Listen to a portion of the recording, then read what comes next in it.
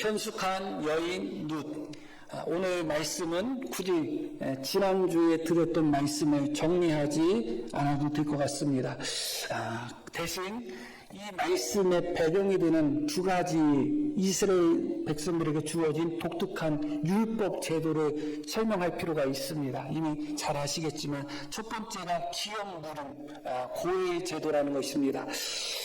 어떤 형제가 어떤 친족 중에 한 사람이 가난해져서 자기가 노예로 팔리거나 가난해져서 땅을 팔거나 그런 어려움을 당했을 때 친척 중에 유력한 사람이 그 어려움 속에서 그 친척을, 그 형제를 건져내는 것, 그게 기업 무른다, 고엘이다, 그렇게 이야기하고 있습니다. 룻기 전반에 그런 것이 깔려 있습니다. 그래서 엘리멜렉의 땅을 다시 되사는, 그것을 다시 회복하는 그런 말씀이 기록되어 있죠. 이게 바로 기업 무름입니다. 그렇게 이야기합니다. 또 하나는 무엇이냐 하면 계대 결혼이에요. 계대 결혼은 무엇이냐?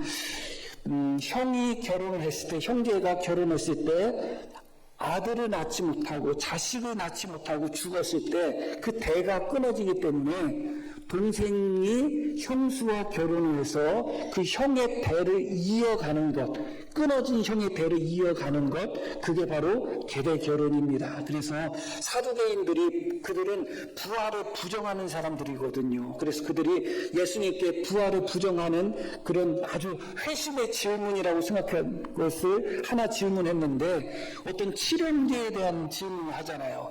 큰 형이 결혼해가지고 자식 없이 죽었고, 그래서 둘째가, 셋째가, 넷째가, 모든 형제들이 다 자식 없이 죽어서 형수와 다 결혼을 한 거예요.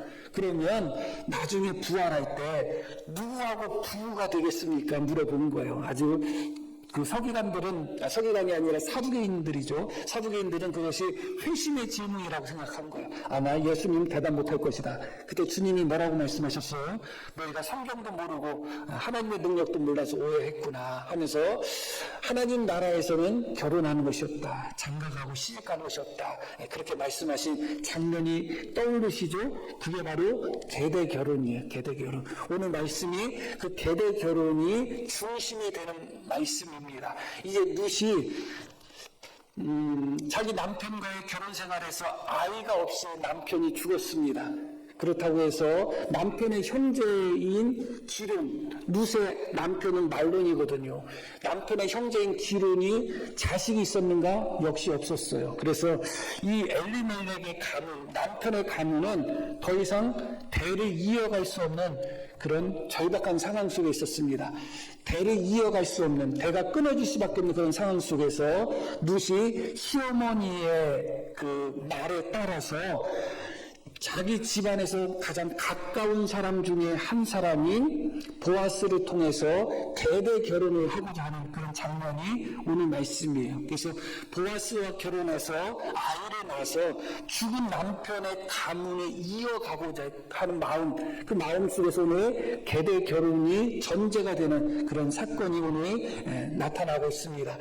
이 말씀 속에서 우리가 보아스의 반응을 먼저 잠깐 볼 필요가 있는데, 3장 10절 말씀을 한번 보겠습니다. 그가 이르되 내 딸아 여호와께서 내게 복 주시기를 원하노라 하면서 뭐라고 이야기하는가? 내가 가난하건 부하건 젊은 자를 따르지 아니하였으니 내가 베푼 인애가 처음보다 나중에 더하도다. 룻의 행동, 계대 결혼을 통해서 남편의 가문을 다시 회복하고자 했던, 그래서 보아스와 결혼하려고 했던 룻의 행동을 보고 이 보아스는 아주 칭찬을 합니다. 어떤 칭찬이냐?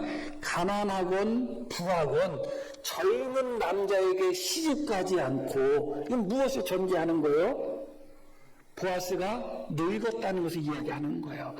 얼마든지 젊은 남자와 결혼할 수도 있었음에도 불구하고 젊은 남자에게 시집가지 않고 내가 남편의 가문을 다시 세우기 위해서, 회복하기 위해서 나이 많은 나에게 시집 오려고 했던 것, 그것은 너의 인애다. 이내가 뭐요? 헤세드. 누구에 대한? 죽은 남편. 그리고 지금 현재 시어머니에 대한 사랑. 이미 남편은 죽었지만 죽은 남편에 대한 인애가 여전히 있어서 죽은 남편의 가문, 죽은 남편의 대가 끊어진 것을 다시 회복하려고 했던 너의 마음 너무 귀하다.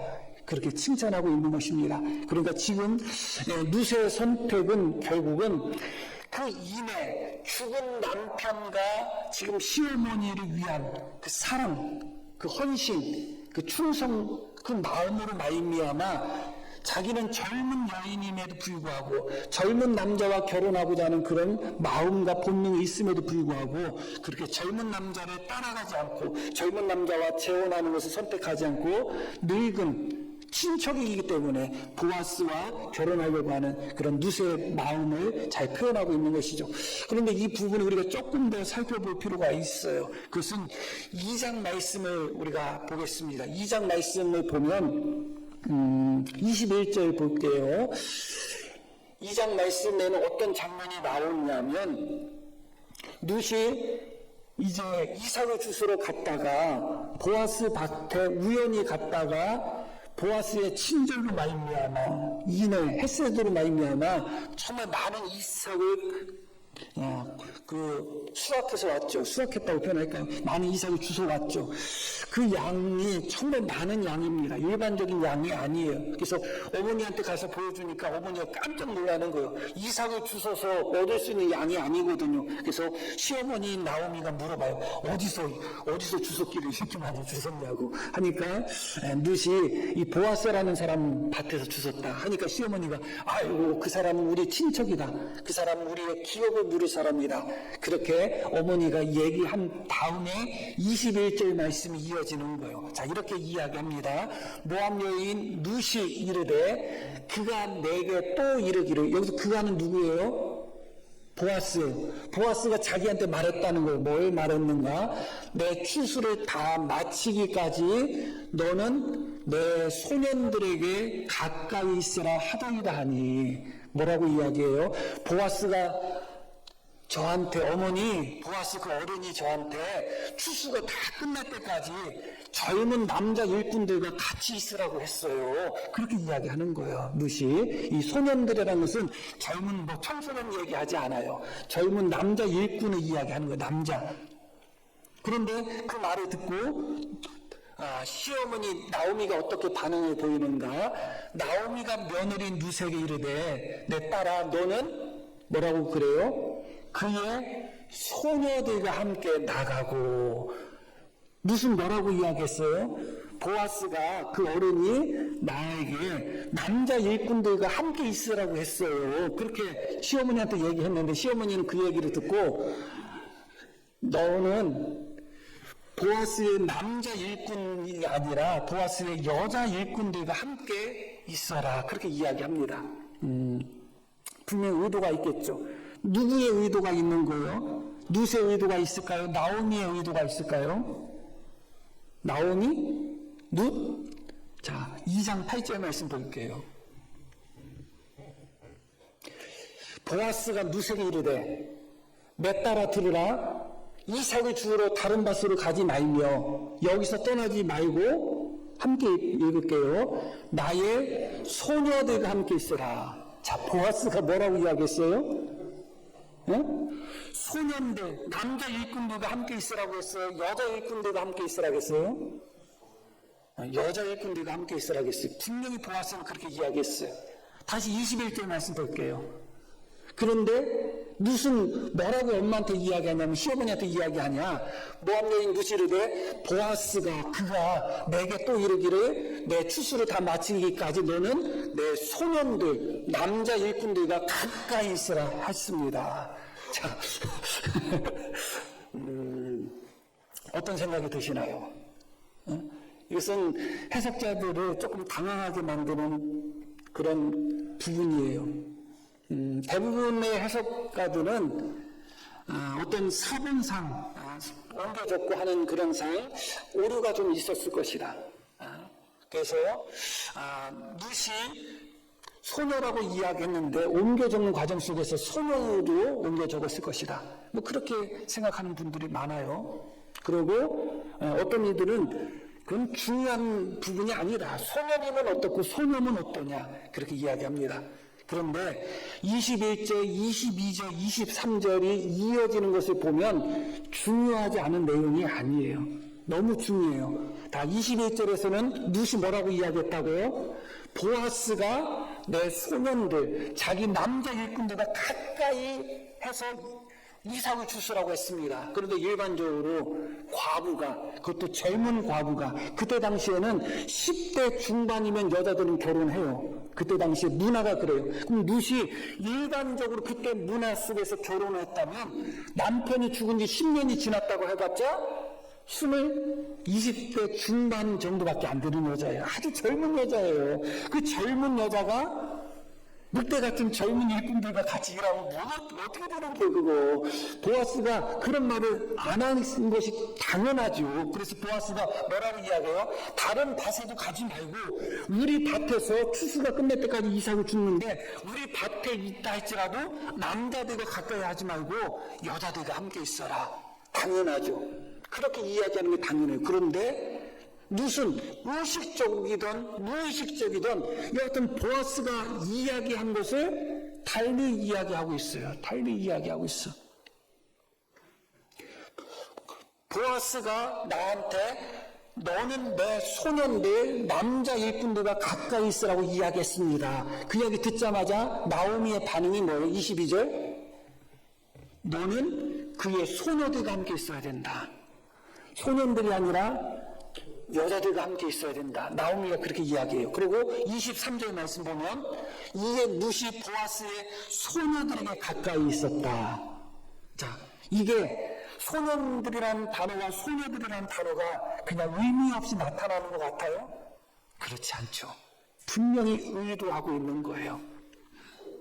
사실 우리의 무의식이라는 것 혹은 우리의 본능 욕망이라는 것은 참 때로는 나도 모르게 내 입술을 통제할 때가 있어요. 나도 모르게 내 행동도 통제할 때도 있고 그렇죠. 예를 들어서 뭐 이거는 그냥 가벼운 예로서 든다면 어머니가 이제 두 명의 아들이 있는데 이제 큰 아들이 있고 작은 아들이 있고 이번에 큰 아들 몸에 이제 휴가 왔다가 이제 오늘 복귀하는데 걔가 지 동생 저녁을 사줬어요. 아주 맛있게 비싼 거 많이 먹었다고 하더라고요. 그런데 예를 들어 하면 이렇게 하면 예를 들어봐요. 그냥 집사람이 큰아들한테 야, 네 동생 밥 좀 사줘. 그렇게 이야기하는데 이제 큰아들한테 얘기하지 않고 작은아들한테 야, 형한테 밥 좀 사달라고 얘기해. 그렇게 이제 엄마가 이야기했다고 쳐봐요. 그런데 이제 작은애는 좋은 거 먹고 싶은 생각이 있어가지고 그냥 엄마가 형한테 형이 밥 사라고 하는데 그렇게 얘기하지 않고 엄마가 형한테 고기 좀 사오라고 했는데 이렇게 얘기할 수가 있는 거예요. 그런 경험 다 있을 거예요. 룻이 재혼을 선택하지 않고 자기 시어머니를 쫓아서 이스라엘 땅까지 온 것은 너무나 큰 결단이었어요. 그렇다고 해서 룻이 우리와 성정이 다른 여인이라는 것은 아니에요. 우리가 똑같은 성정을 가진 여인이에요. 결혼 생활을 한 10년 동안 결혼 생활을 한 20대 중반의 여인이에요. 그 여인에게 남자에 대한 욕망, 마음, 본능 없었을까요? 당연히 있죠. 그래서 보아스가 룻을 향해서 가장 먼저 칭찬했던 그런 내용이 뭐예요? 네가 젊은 남자로 쫓아가지 않았다는 거예요. 얼마든지 지금 너의 상황이라면 젊은 남자와 결혼해서 남은 인생 그렇게 행복하게 살고 싶었을 텐데 그럼에도 불구하고 너는 젊은 남자로 쫓아가지 않았다는 거야. 룻이라고 해서 늙은 남자하고 결혼하고 싶겠어요? 절대로 그렇지 않죠. 젊은 남자와 결혼하고 싶었을 것입니다. 그리고 젊은 남자에 대한 그런 욕구와 욕망, 본능은 우리와 똑같은 성정을 가진 사람이기 때문에 분명히 있을 겁니다. 제가 드리고 싶은 말씀이 바로 그 부분이에요. 이 부분은 의식했건 의식하지 않았던 룻의 마음의 본성과 마음의 본능이 표현된 것입니다. 의식했던 의식하지 않았던 젊은 남자와 함께 하고자 하는 마음. 그래서 나중에 결혼한다 할지라도 젊은 남자와 결혼하고자 하는 마음. 우리 같으면 그렇지 않겠어요? 내가 누구를 좋아하는 마음이 있으면 그냥 우연스럽게 자리를 잡은 것 같아도, 여러 명이 함께 활동할 때 우연스럽게 자리를 잡은 것 같아도 어떤 아가씨가 계속 우연하게 내 옆에 앉게 되었다, 아니면 어떤 남자가 우연히 내 옆에 자꾸 앉게 됐다. 우연 아니에요. 좋아하는 남자, 좋아하는 여자 옆에 앉고 싶어서 나는 그 사람에 대한 마음이 없으니까 나는 그게 우연히 그냥 앉다 보니까 그렇게 앉았다고 생각하지만, 그 사람은 의식적이든 무의식적이든 좋아하는 마음 속에서 그 남자 곁에 앉는 거고, 좋아하는 마음 속에서 그 여자 곁에 앉는 거예요. 그럼 분명한 것입니다. 룻의 위대함은 무엇이냐? 다른 젊은 여자와 달리 인간적인 욕구와 성적인 욕구, 그런 본능이 없었다는 것이 아니라 우리와 똑같은 성정을 가진 사람이고 똑같은 욕구와 똑같은 본능을 가진 여인임에도 불구하고, 그래서 20대 초중반의 젊은 여인으로서 얼마든지 젊은 남자와 함께하고자 하는 마음, 젊은 남자와 결혼하고자 하는 마음이 그 안에 있었다 할지라도 남편에 대한, 그 남편이 어떤 남편이에요? 살아있는 남편이 아니라, 지금 살아있는 남편 두고서 바람 피는 사람들도 많지만 살아있는 남편도 아니고 이미 죽은 남편인데, 이미 죽은 남편의 대를 잇고 회복하고자 자신의 인간적인 욕망과 본능을 억제했다는 거예요. 헤세드가 욕망을 이겼다는 거예요. 3일 굶어서 담 넘지 않는 사람이 없다는 말이 있어요. 그만큼 굶는다는 것은 쉽지 않겠죠. 그런데 금식해보니까 3일 굶었다고 담 넘지는 않을 것 같아, 나 같으면. 여하튼 그런데 정말 배가 고파요. 먹을 게 없어. 근데 먹을 게 하나가 생겼어요.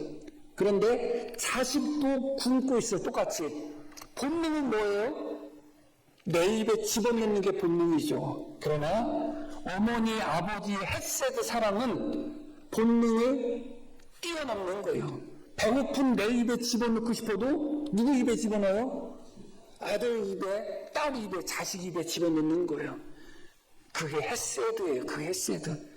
얼마든지 젊은 남자를 따라가고 싶고 그러시는 여인이에요. 왜냐하면 지난주에도 짤막하게 말씀드렸듯이 현숙한 여인이라고 룻을 향하여 말하고 있는데, 그것은 최고의 아내상이에요. 가장 인기 많은, 가장 완벽한 부인상이 현숙한 여인이에요. 그래서 보아스가 룻을 향해서 했던 말, 정말 너는 돈이 많건 적건 정말 젊은 남자 쫓아가고 싶은 마음이 있었을 텐데 그런 마음을 다 내려놓고 죽은 남편을 위해서, 죽은 남편의 가문을 회복하기 위해서 내가 나와 같은 나이 많은 남자와 결혼하고자 했으니 너의 인애, 너의 사랑, 너의 헤세드는 처음보다 나중에 훨씬 더 크구나, 그렇게 인정한 거예요. 헤세드는 우리의 욕망과 본능을 때로는 넘어섭니다. 그게 진짜 헤세드예요. 언제나 욕망과 본능 속에서 잡혀 산다면 참된 헤세드가 아닌 거죠.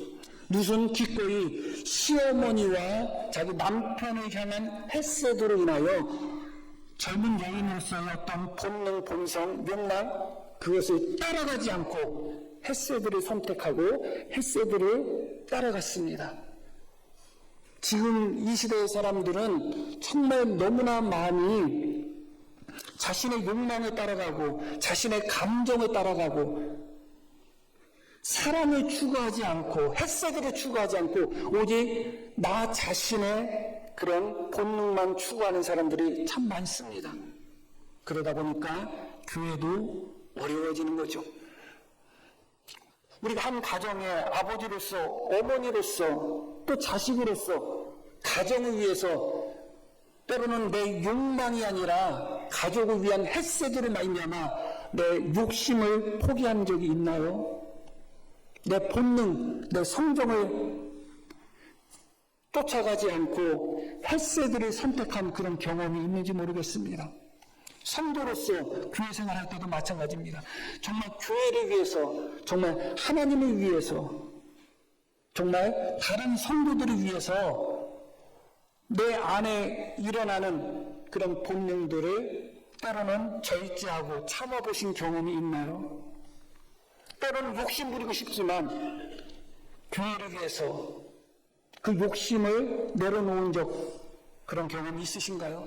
때로는 게으름 피우고 싶고 안 하고 싶지만 기꺼이 교회를 위해서 그런 나의 본능, 본성을 내려놓고 햇새들을 쫓아가 보는 경험이 있으신가요? 때로는 화를 내고 싶고 때로는 내 안에 분노가 차올라가지고 그 분노를 터뜨리고 싶지만 그러면 교회가 어지러워질 수가 있고 교회에 다툼이 생길 수 있으니까 기꺼이 교회를 사랑하는 햇새들의 마음으로 내 마음속에 그런 분노, 욕망들을 통제해 보신 경험이 있는가요?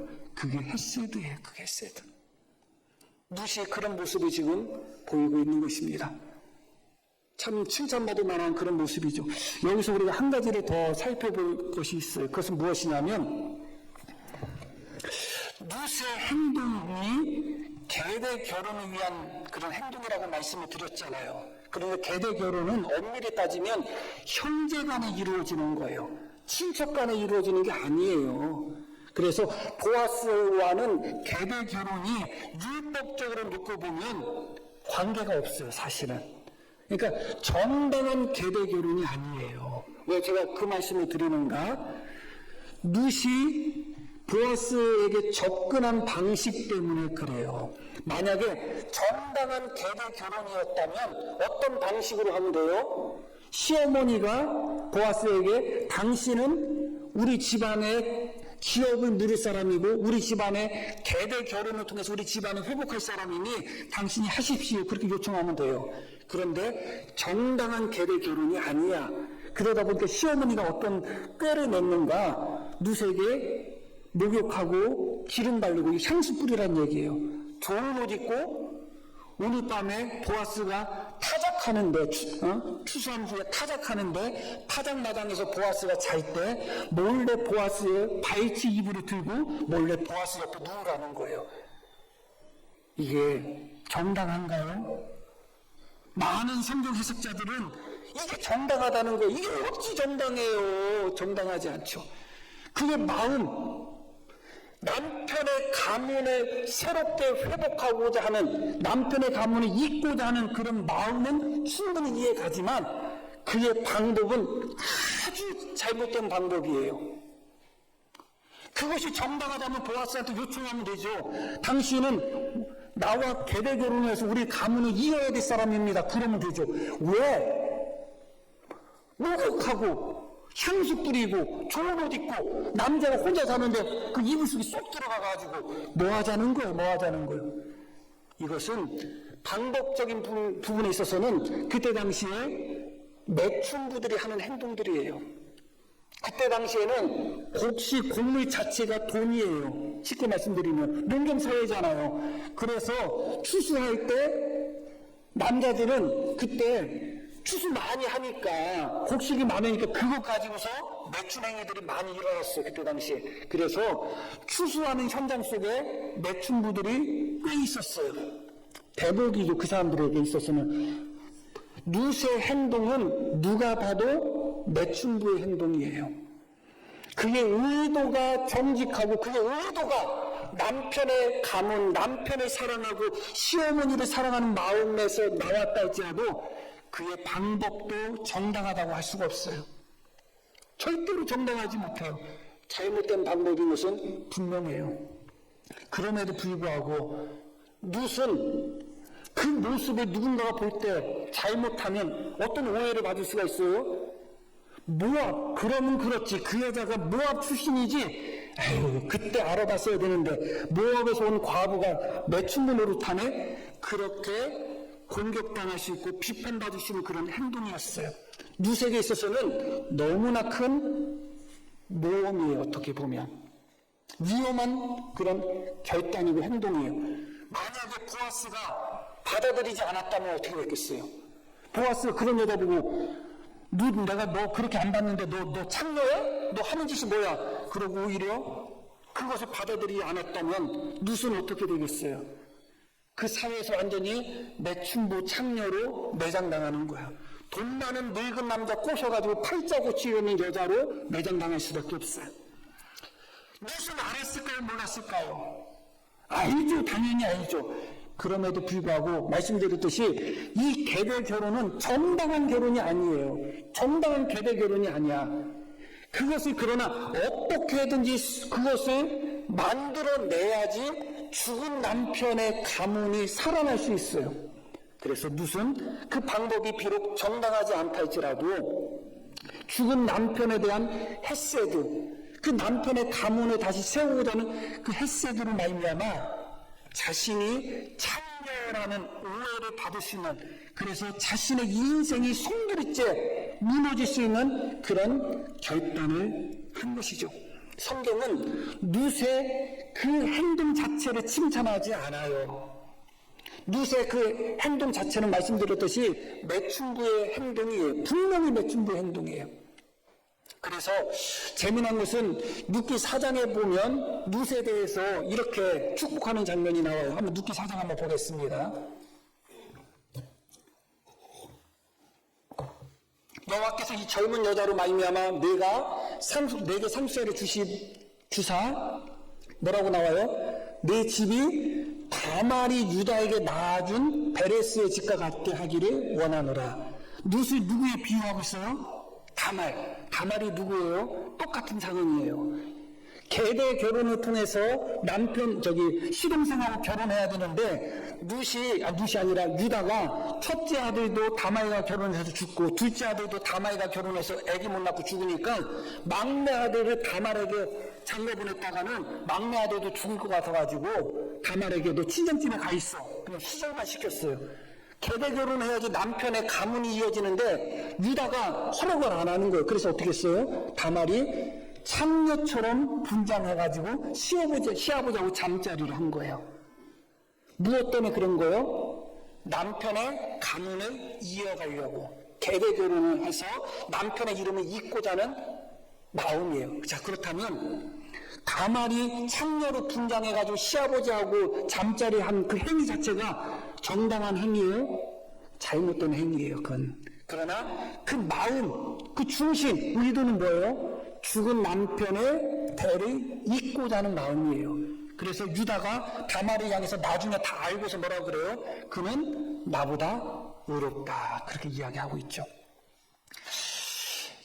룻의 헤세드는 바로 이런 헤세드예요. 자기 자신의 유익과 자기 자신의 영광을 추구하는 헤세드가 아니에요. 자기가 비록 잘못하면 창녀라는 오명을 쓸 수 있고 잘못하면 매춘부라는 비난을 당하며 잘못하면 그 사회에서 완전히 매장될 수도 있음에도 불구하고 자기 자신에게 있어서는 이익이 될 게 하나도 없어요. 그럼에도 불구하고 죽은 남편, 이미 죽었음에도 불구하고 죽은 남편의 가문을 다시 회복하고자 자기의 명성 혹은 자기의 자존심 혹은 자기의 영광 심지어 자기가 창녀 취급받을 수 있는 그런 상황임에도 불구하고 기꺼이 룻은 이런 행동을 했다는 거예요. 행동에 있어서 정당화해서는 안 돼요. 그러나 그 의도는 분명한 헤세드였다는 것을 우리는 기억할 필요가 있어요. 그런데 놀랍게도요, 오늘 우리 말씀의 제목과 같은 놀라운 말씀이 주어집니다. 자, 3장 11절 말씀을 보겠습니다.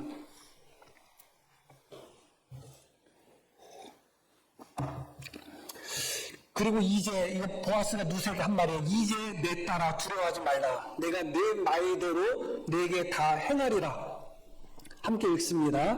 네가 현숙한 여자인 줄을 나의 성읍 백성이 다 아느니라. 뭐가 현숙해요? 뭐가 현숙해?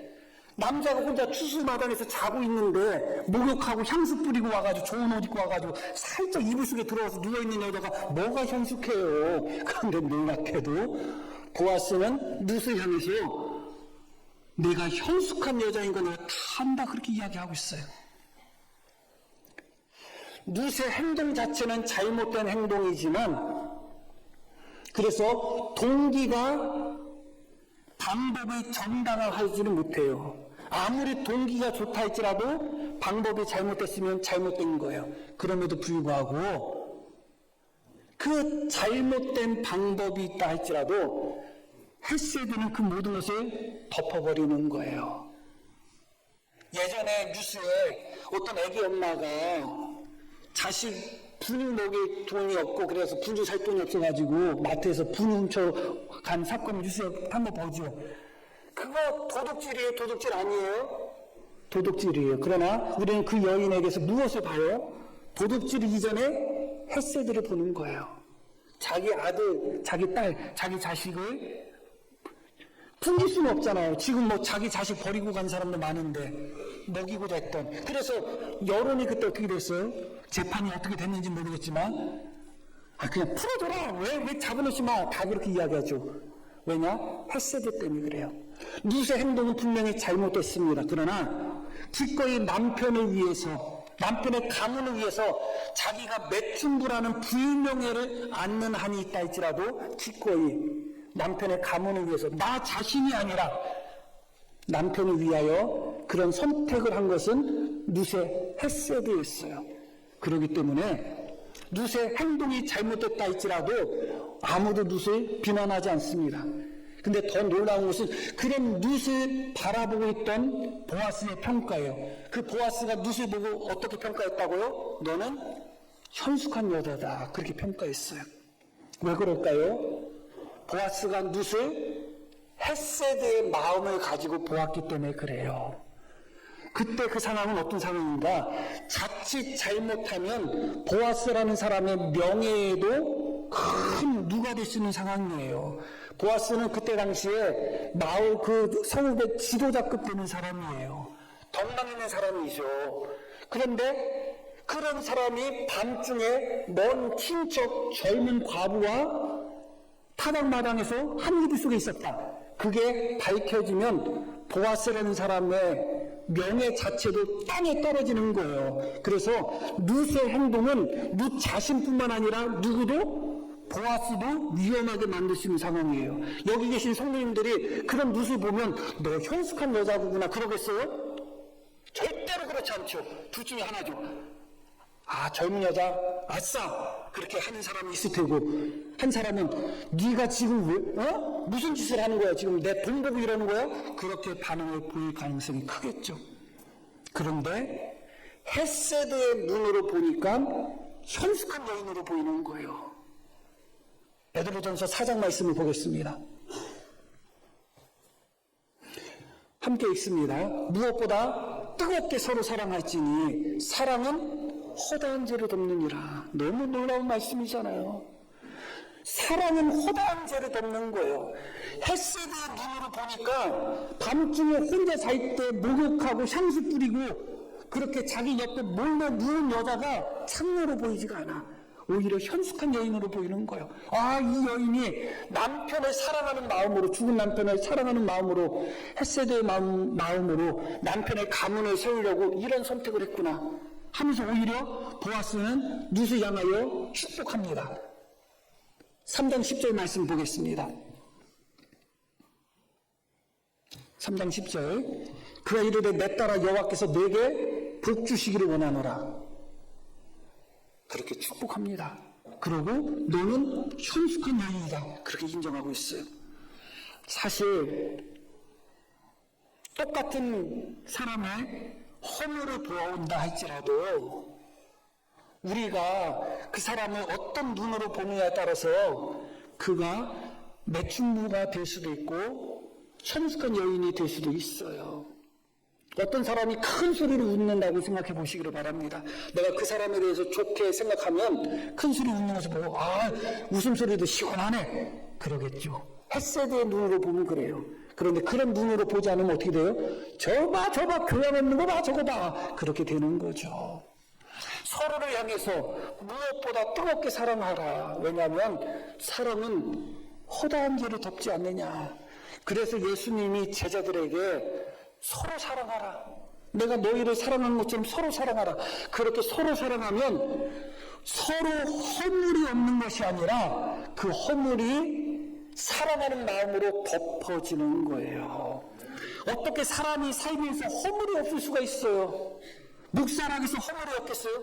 100가지는 보였을 거예요. 지금쯤 한 7년 정도 있었잖아요. 제가 허물 없는 사람이 어디 있어요? 그러나 사랑은 허다한 허물을 덮는 거예요. 그게 중요한 거예요.